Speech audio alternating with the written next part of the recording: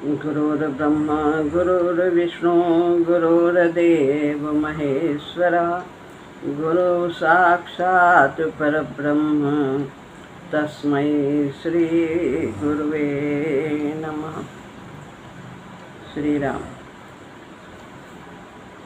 श्रीमद् भगवद गीता अध्याय 18 श्लोक 59। यदहंकारमाश्रित्य नायोस्य इति मन्यसे मिथ ऐस व्यवसायस्ते प्रकृतिस्त्वां नियोक्ष्यति। भगवान कहते हैं यदहंकार माश्रित्य,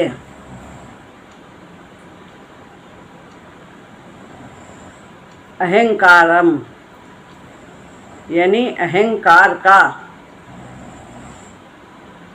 तू जो यत मने तू, आश्रित आश्रय लेकर, ना योद्ध से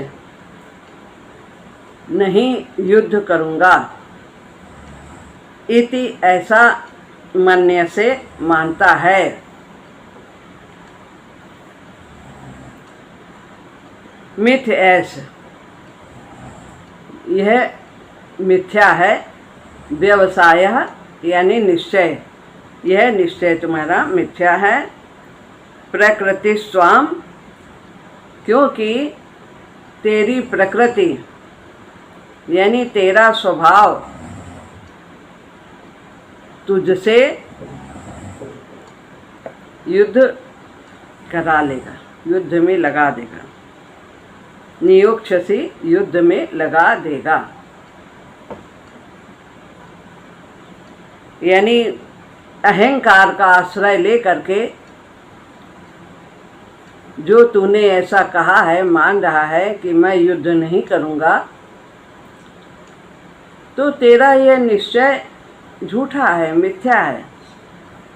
क्योंकि तेरी छात्र प्रकृति यानी छात्र स्वभाव, क्षत्रिय का स्वभाव तुझे युद्ध में लगा देगा।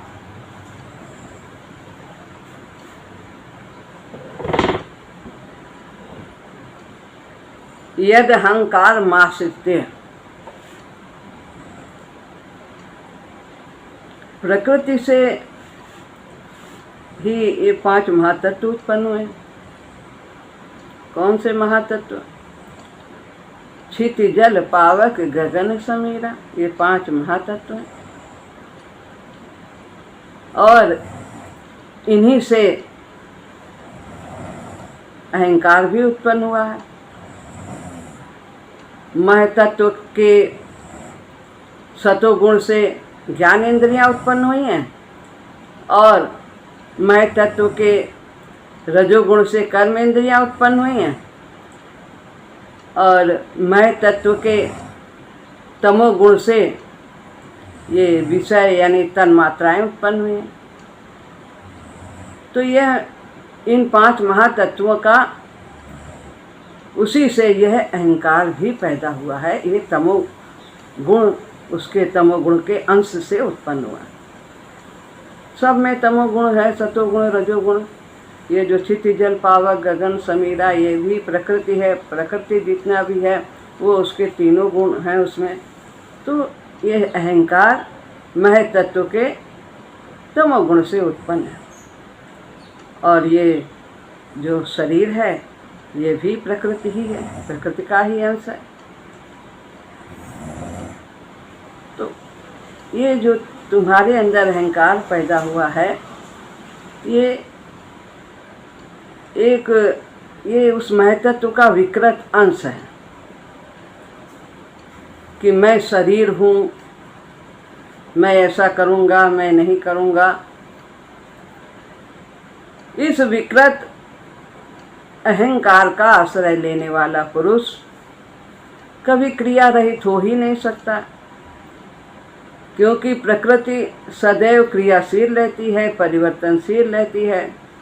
और जिस जीव ने इस अहंकार का आश्रय ले लिया है, जड़ पदार्थ का आश्रय ले लिया है, वो ये कह ही नहीं सकता कि मैं ऐसा नहीं करूँगा। वो तो निरंतर क्रिया में रत रहता है। प्रकृति का जिसने आश्रय लिया, क्योंकि प्रकृति कार्य करती है उसके अंदर, वो प्रकृति के अधीन है।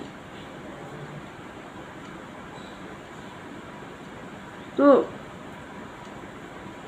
जब मनुष्य अहंकार पूर्वक क्रियाशील प्रकृति के वश में हो जाता है, तो फिर वो कैसे ये कह सकता है कि मैं ये करूँगा, मैं ये नहीं करूँगा।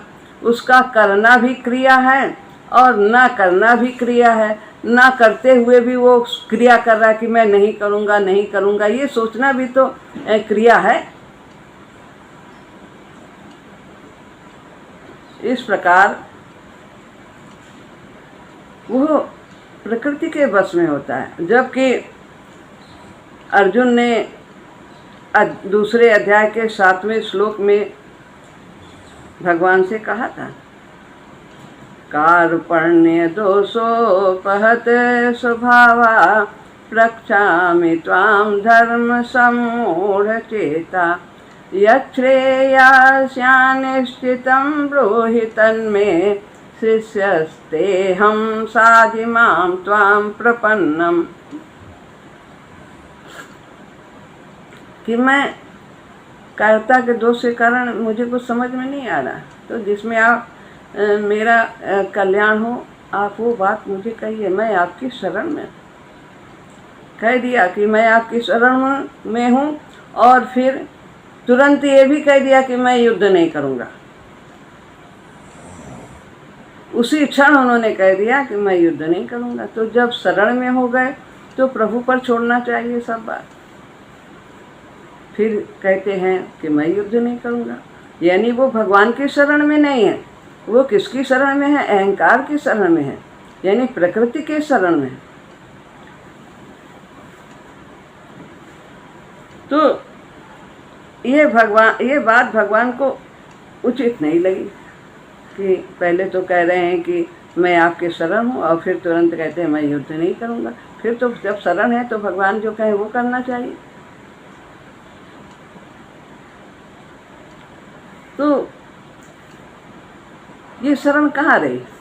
ये तो अहंकार की शरणागति हो गई, भगवान की शरणागति तो नहीं हुई। कारण कि वास्तव में शरणागत होने पर मैं ये करूँगा, मैं ये नहीं करूँगा, ऐसा नहीं कहा जा सकता। तो भगवान की शरण होने पर तो भगवान जैसा कहेंगे वैसा ही करना चाहिए। मुझे आज्ञा कीजिए, मैं आपकी शरण हूँ। फिर आज्ञा कहाँ रही भगवान की? इस बात को जब अर्जुन ने कहा तो भगवान को हंसी आ गई। दूसरे अध्याय के 10वें श्लोक में उन्होंने मुस्कुराते हुए कहा, फिर भी वो अर्जुन को इतना कहने पर भी वो उन्हें अपना प्रिय सखा मानते थे। तो उन्होंने ये नहीं कहा अच्छा जाओ तुम्हें जो करना हो करो, फिर जाओ जो करो, जो चाहो सो करो। फिर उन्होंने समझाना आरंभ किया। नहीं तो कह देते थे मैं युद्ध नहीं करूँगा, तो ठीक है ना करो।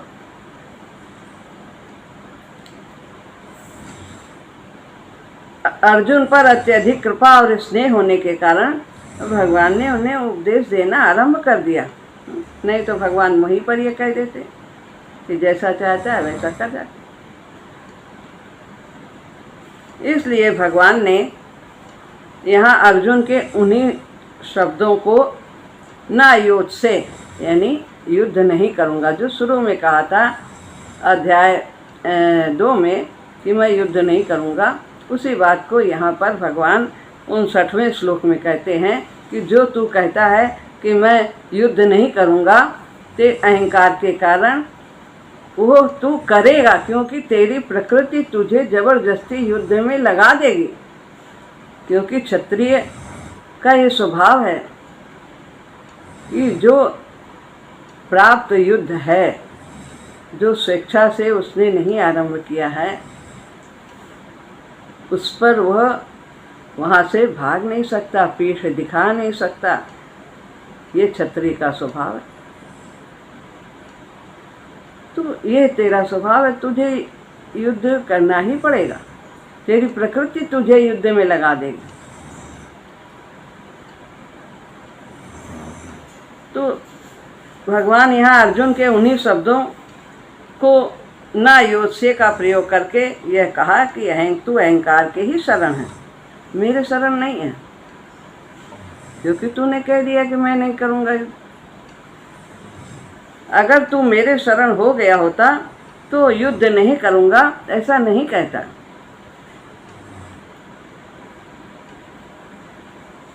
इसकी जिम्मेदारी मेरे पर होती कि तुझे क्या करना है, तुझे क्या नहीं करना। मैं जो कहता तुझे फिर वही करना होता। इसके अलावा मेरे शरणागत होने पर यह प्रकृति भी तुझे बाध्य न कर पाती। तुम्हारा जो ये स्वभाव है क्षत्रिय का, युद्ध से पीठ न दिखाना, ये जो तुम्हारी प्रकृति है, ये तुझे जबरदस्ती युद्ध में नहीं लगा सकती थी यदि तू मेरी शरण पूरी तरह से होता कि प्रभु आप आज्ञा कीजिए, जो आप कहेंगे वही मैं करूँगा।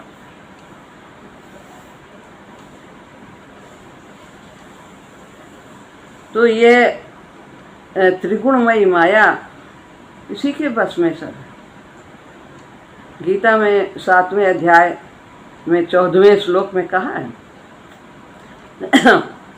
दैवी हेषा गुणमयी मम माया दुरत्यया मामेव ये प्रपद्यन्ते मायामेतां तरन्ति ते। ये जो त्रिगुणमयी माया है, तीनों गुणों से युक्त है माया, सतोगुण, रजोगुण और तमोगुण। इससे पार पाना बहुत कठिन है, परंतु जो एक मेरी ही शरण में, मामेव, मां माने मुझ में, एव माने ही, जो एक मेरी ही शरण में हो जाता है, मामेव ये प्रपद्यन्ते, मेरी प्रपद्यन्ते यानी शरण में हो जाता है, माया मेताम तरंती, वो मेरी इस माया से पार हो जाता है। किसकी माया है? भगवान की माया, भगवान के अधीन है वो। तो जब स्वामी के शरण में कोई हो जाएगा तो फिर वो जो सेवक है उसकी तरफ तकने की हिम्मत ही नहीं होगी भक्त के की ओर। वो माया उसका कुछ बिगाड़ ही नहीं सकती। ये भगवान ने ऐसा बताया 7वें अध्याय के 14वें श्लोक में। इसीलिए कह रहे हैं यदि तू मेरी शरण हो जाता तो सारी जिम्मेवारी मेरी हो जाती। फिर तुझे जो ये अहंकार से कह रहा मैं ये नहीं करूँगा, मैं ये करूँगा, मैं ये नहीं करूँगा, फिर ये शब्द तू ना कहता।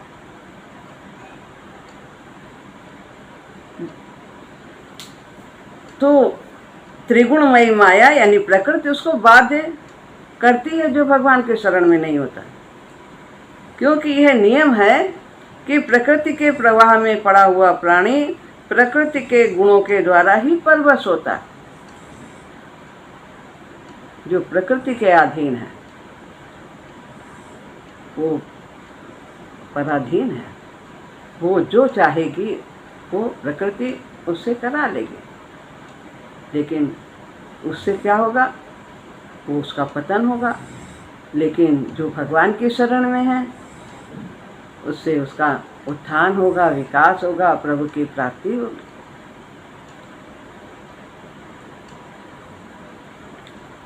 ये बड़े ध्यान देने की बात है कि मनुष्य जिन प्राकृत पदार्थों को अपना मान लेता है कि ये मेरे हैं, मैं इनका मालिक हूँ, मैं तन का मालिक हूँ, मैं धन का मालिक हूँ, मेरे सब कुछ जितना कुछ है सब मेरा है, तो वो सोचता तो है मैं मालिक हूँ, पर वो उसके अधीन हो जाता है, वो उसका गुलाम हो जाता है, वो उसके बिना रह नहीं सकता, वो उसी के रख रखाव में उसको फिक्र रहती है कब बढ़े कब क्या करे। तो जो आए थे करने वही ना किया और सामा जुटाता रहा ठाठ का, आसमां फट पड़ा जब पड़ी ठोकरें, अहम मोह बिखरा हृदय पाट का। तो धोबी के कुत्ते सी दुर्गत हुई, न घर का हुआ न किसी घाट का, कफन बांध सिर तब पुकारा प्रभु को, होश आता रहा जोश जाता रहा। जब सब कुछ स्वाहा कर लेते हैं तब होश आता।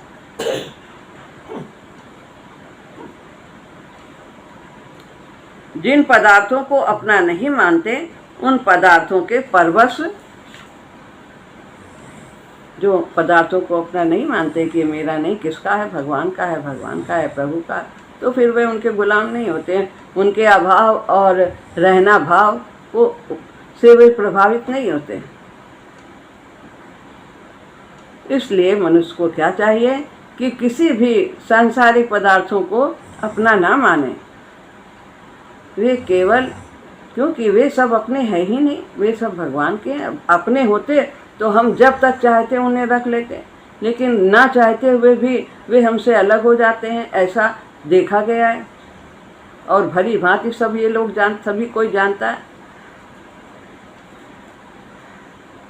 उन भगवान को हमें अपना मानना चाहिए।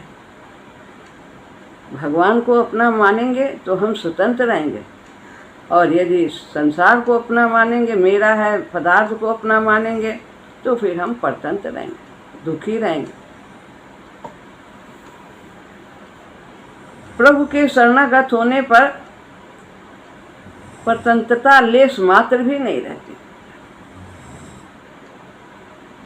जहाँ ले चलोगे वहीं मैं चलूँगा, जहाँ नाथ रख लोगे वहीं मैं रहूँगा। ये जीवन समर्पित चरण में तुम्हारे, तुम्ही मेरे सर्वस्व, तुम्ही प्राण प्यारे, तुम्ही मेरे सर्वस्व। इस प्रकार भगवान यहाँ चेतावनी देते हुए अर्जुन से कह रहे हैं कि तू जो यह कहता है कि मैं युद्ध नहीं करूँगा, तेरा यह कहना यह चलेगा नहीं, क्योंकि तुझे छात्र प्रकृति के परवश होकर युद्ध करना ही पड़ेगा। यदि मेरी बात नहीं मानेगा तो भी तू युद्ध करेगा ही, क्योंकि तेरा स्वभाव है क्षत्रिय का। मिथ ऐस व्यवसायस्ते, यानी कि मिथ ऐस, ये जो तुम्हारा निश्चय है, ये फिर कहते हैं भगवान कि ये मिथ्या है। तो ये निश्चय दो तरह का होता है। एक है वास्तविक निश्चय और दूसरा है अवास्तविक निश्चय। वास्तविक निश्चय क्या है कि परमात्मा है, मैं भगवान का अंश हूँ, मैं नित्य हूँ, अविनाशी हूँ, क्योंकि प्रभु हमारे ऐसे ही हैं, तो जो गुण उनमें है वही गुण हमारे अंदर भी है। इस प्रकार का निश्चय करना कि प्रभु की ओर जाने में ही स्वतंत्रता है, तभी शांति है, तभी पूर्णता है। इस प्रकार का निश्चय ये वास्तविक निश्चय है। लेकिन अवास्तविक निश्चय क्या है? जो प्रकृति के अधीन होकर के निश्चय किया जाता है वह अवास्तविक निश्चय होता है। परमात्मा के साथ तो हमारा नित्य संबंध है, लेकिन ये शरीर के साथ क्या हमारा नित्य का संबंध है? नहीं है। ये तो बदलते रहते हैं, नाश होते रहते हैं। संसार के साथ हमारा संबंध नहीं है। और हमने जो माना है कि मैं शरीर हूँ, ये मेरा है, ये सब कुछ मेरा है, जो नाशवान है उसको सबको मेरा माना, ये हमारा ये अवास्तविक निश्चय। मैं ऐसा करूँगा, मैं ऐसा नहीं करूँगा। जो निश्चय परमात्मा को लेकर होता है उसमें स्वयं की प्रधानता है, यानी आत्मा की प्रधानता है, और जो निश्चय प्रकृति को लेकर होता है उसमें अंतःकरण की प्रधानता है। अंतःकरण क्या है? मन, बुद्धि, इंद्रियां, शरीर, ये सब अंतःकरण है। ये सब जो इस प्रकार का निश्चय होता है वो संसार को लेकर वो प्रकृति के द्वारा होता है, प्रकृति के आश्रय में होता है। तो ये सब प्रकृति भी परिवर्तनशील है। तो ये निश्चय, मन बदलते रहते, बुद्धि बदलती रहती है, सब में परिवर्तन होता है। सब आज क्या सोचते हैं, फिर क्या सोचते हैं, मन आज क्या चाहता है, फिर क्या चाहता है, क्षण में कुछ चाहता है, क्षण में कुछ चाहता है। तो ये अवास्तविक निश्चय है। इसीलिए भगवान यहाँ अर्जुन से कहते हैं कि अहंकार का अर्थात प्रकृति का आश्रय लेकर तू जो ये कह रहा है मैं युद्ध नहीं करूँगा, ऐसा तेरा निश्चय अवास्तविक यानी मिथ्या है। तू झूठ में कह रहा है ऐसा कि तू युद्ध नहीं, तू भीख मांग कर थोड़ी न रह सकता है। क्षत्रिय का यह स्वभाव ही नहीं कि युद्ध ना करे, अपना सब कुछ छोड़ दे और वो जंगल चला जाए भीख मांग के खाने लगे। ये तेरा स्वभाव नहीं।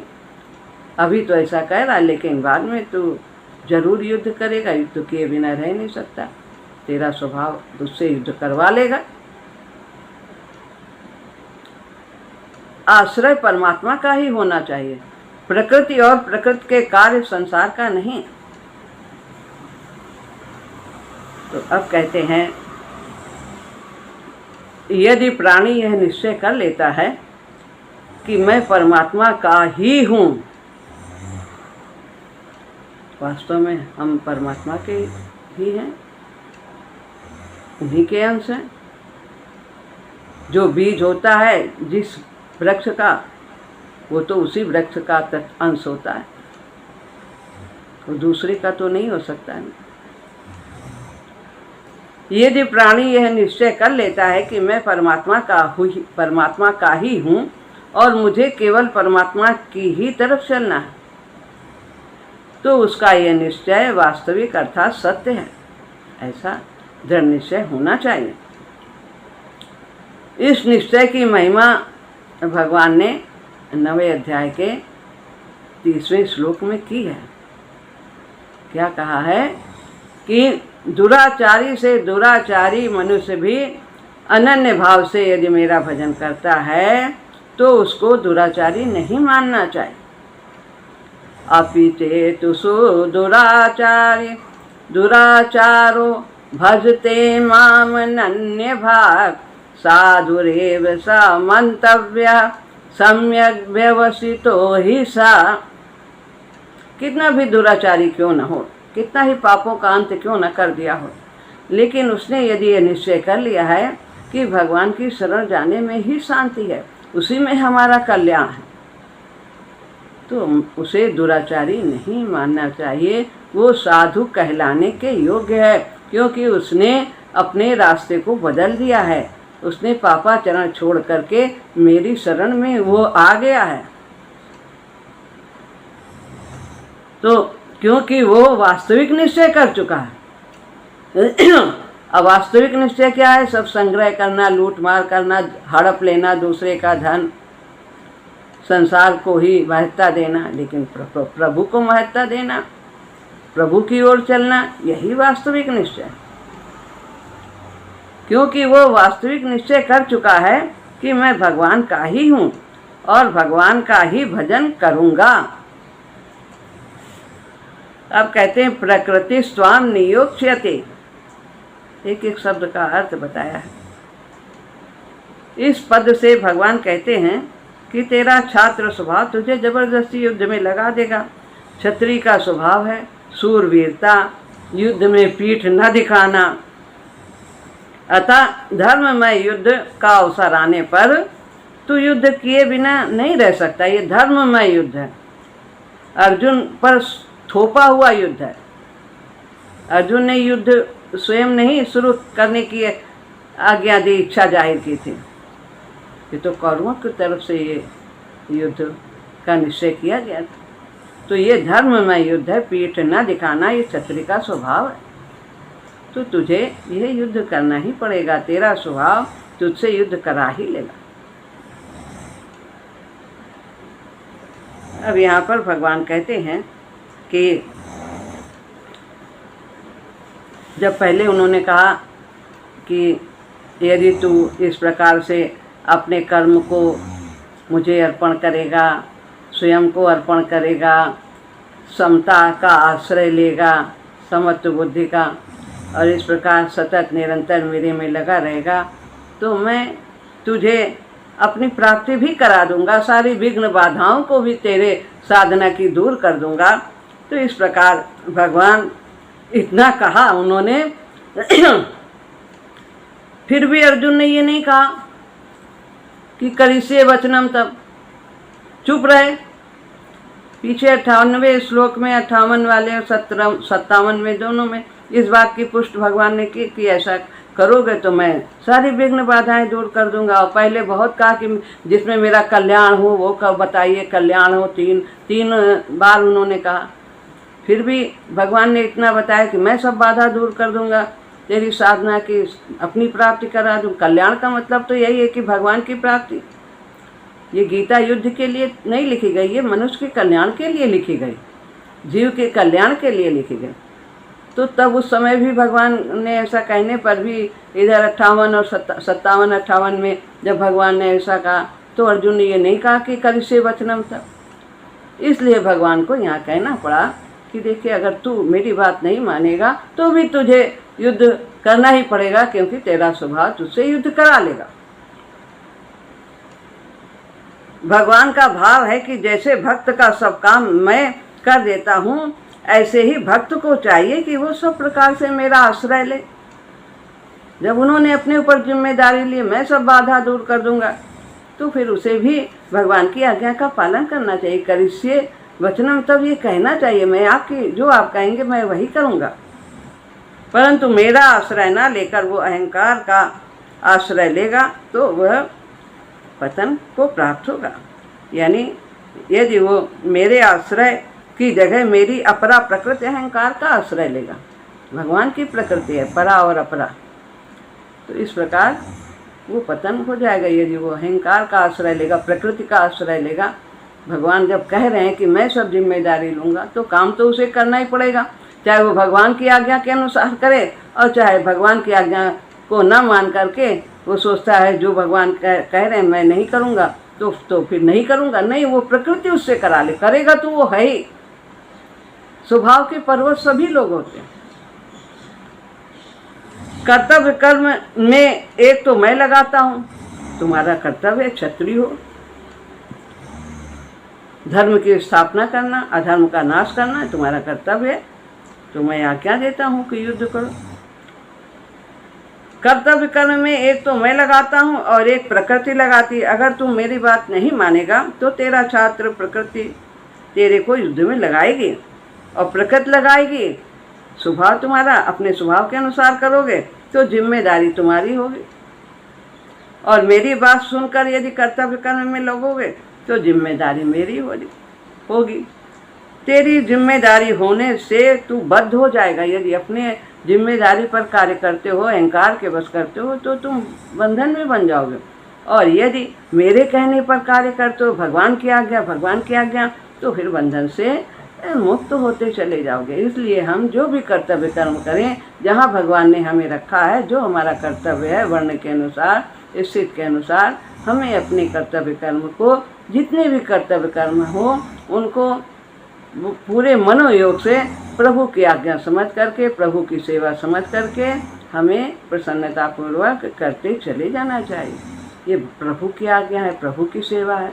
भगवान ने हमें यहाँ रखा है, गृहस्थ आश्रम में रखा है, जिस आश्रम में भी, ब्रह्मचर्य में, वानप्रस्थ में, जहाँ भी रखा है, जो हमारा कर्तव्य है वो सब भगवान की आज्ञा समझ करके अपने कर्तव्य कर्मों को करना चाहिए। इस प्रकार हम बंधन से मुक्त होते चले जाएंगे, पहले के भी बंधन कट जाएंगे और नए बंधन भी नहीं बनेंगे। इस प्रकार यहाँ भगवान हम सबको उपदेश दे रहे हैं कि तू मेरी आज्ञा का पालन कर, मेरी सेवा समझकर अपने कर्तव्य कर्मों को कर। श्री राम।